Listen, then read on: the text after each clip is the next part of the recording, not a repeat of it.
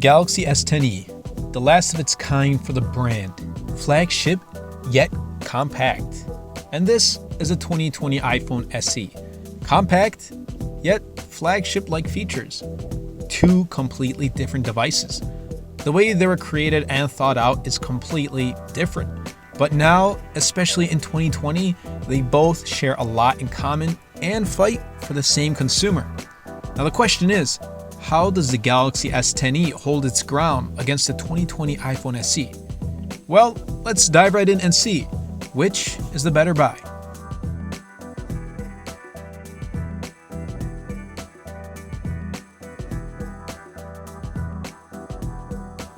Design. Remember, the Galaxy S10e came out in 2019 for $750 and was considered a flagship. Now, you can obviously find it for much cheaper, but the build quality and design is actually really good. Same goes for the iPhone SE. But let's talk about the S10e first. Glass sandwich, front and back. It's got a headphone jack, USB Type-C, a dual camera setup, and a 5.8-inch Full HD AMOLED display, which is just insanely good. It's built and feels like, well, a flagship, because it is one.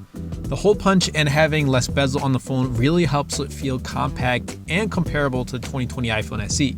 Overall, design on the S10e is respectable. Now, the iPhone SE. This is where things get very interesting.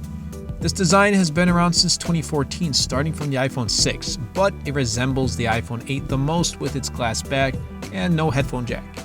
Good thing the glass back supports wireless charging. The front has huge bezels which are accompanied by Touch ID.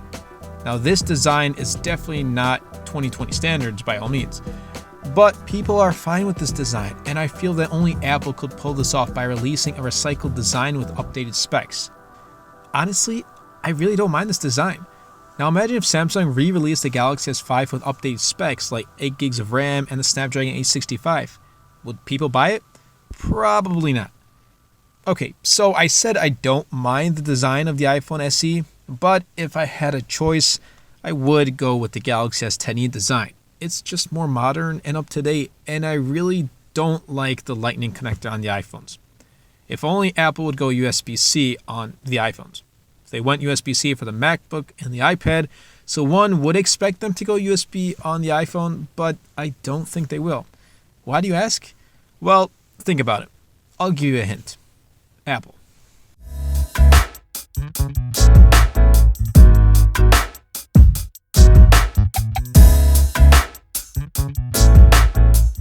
Software. These are two totally different devices that run two absolutely different softwares. iOS on the iPhone and Android on the Galaxy S10e. Thing is, when it comes to software, it's all about you. Yes, you, the user. Are you committed to the Apple ecosystem and enjoy the iOS features, or are you an avid Android user? They both get the job done either way. Now, both the Galaxy S10e and the iPhone SE run the latest software. The Galaxy S10e on Android 10 and the iPhone SE on iOS 13. But the important thing to remember is not what they're running right now, but how long they will receive those software updates. And guess what? The iPhone is going to do a better job, hands down. Expect 4 to 5 years of software updates. That means you can be using the iPhone SE with its outdated design with the latest software in 2025. As for the Galaxy S10e, well, you might get an update to Android 11. Can you use the Galaxy S10e in 5 years? Technically, yes. New and updated apps just won't be supported.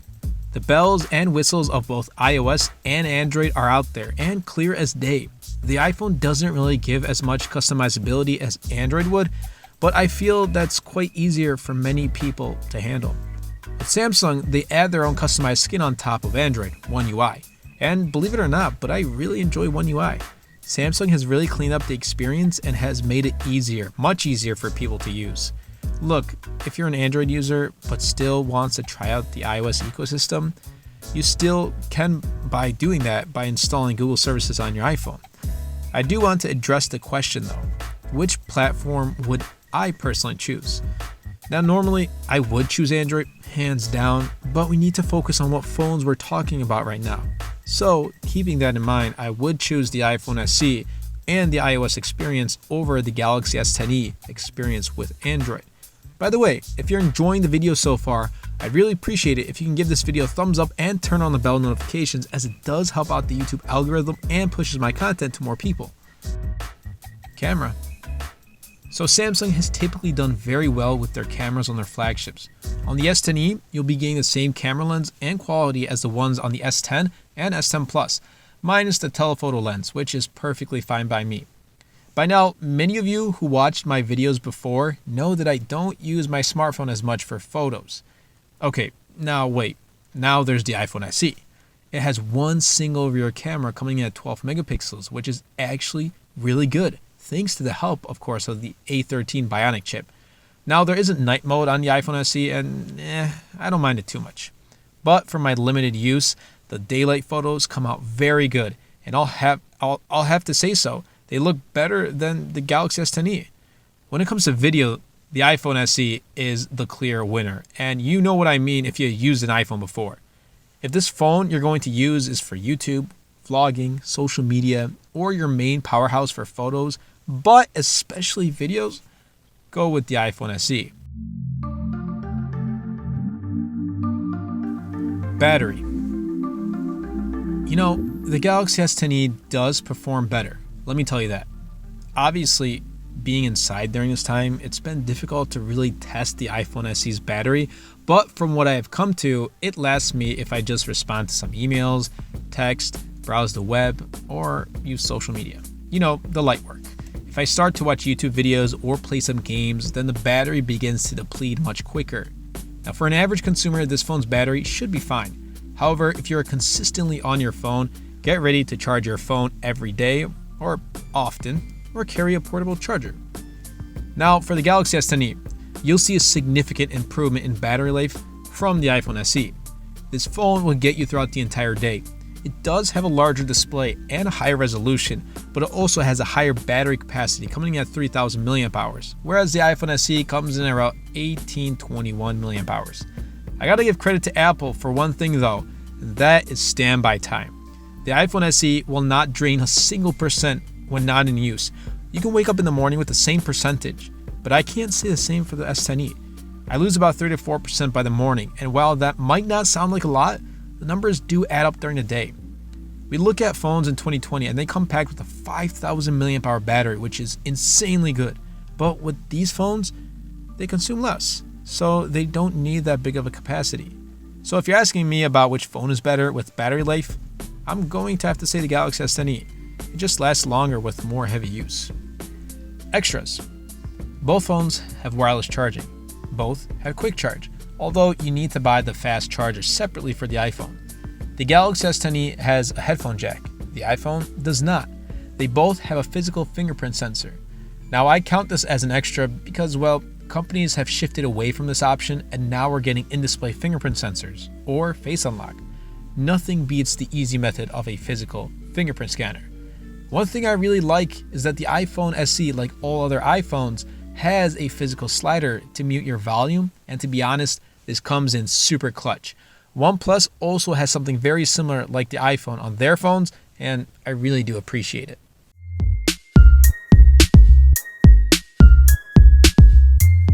Price. The 64 gig iPhone SE comes in at $399. Now, I think that the perfect option is the 128 gig model for $449. You're only paying an extra $50. As for the Galaxy S10e, well, you can find one like I did on Amazon for about $350. Now, keep in mind, I bought mine Amazon renewed, so this price of $350 is Amazon renewed, but it's literally in perfect condition. If price really does play a role, maybe you should lean towards the S10e. If you really keep looking, you can even find one for less than $350. Yeah, $350, $400, these prices are still not cheap. That's quite a lot of money. However, when you compare them to something like a $1,000 iPhone 11 Pro or the $1,400 Galaxy S20 Ultra, then, well, yeah, we call these phones budget friendly.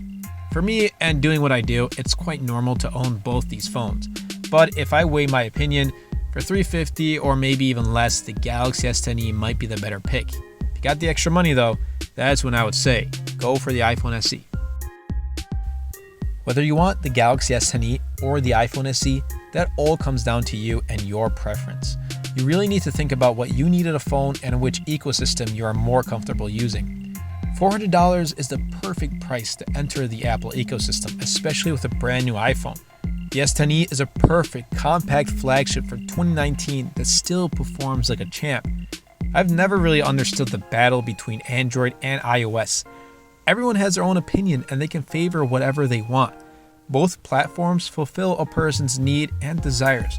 The only difference is how each platform attacks that problem. Both phones are a perfect buy, but if you really want to know my opinion, I'm going to have to say that I would choose the 2020 iPhone SE overall. For $400, it's a perfect phone for me, that's right, to enter the Apple ecosystem. Albeit, my opinion will also apply to a lot of other people. If you can find the Galaxy S10e for $350 or even less, that is a really good steal too. I personally would choose the iPhone SE because like I said, it's the perfect iPhone for me to enter the Apple ecosystem. It doesn't make any big sacrifices that affect the way I use a phone. Obviously, the ultimate decision is yours. They are both very capable phones. However, do you want a 2019 compact flagship phone or do you want a 2020 phone with compromise? Really do think that over. Do you want to spend $400 every 2 years for a new phone or $400 every 5 years? Like I said, that is up to you. But whatever you decide on, you won't be disappointed. Anyway, everybody, I hope you guys did enjoy this video. If you did, be sure to Superman that like button, comment down below, because with the more interactions we get on this video, not only helps the video and the channel, but also pushes the video out to more viewers. And best of all, Superman that subscribe button. Until next time, everybody, and until next video, this is MTG.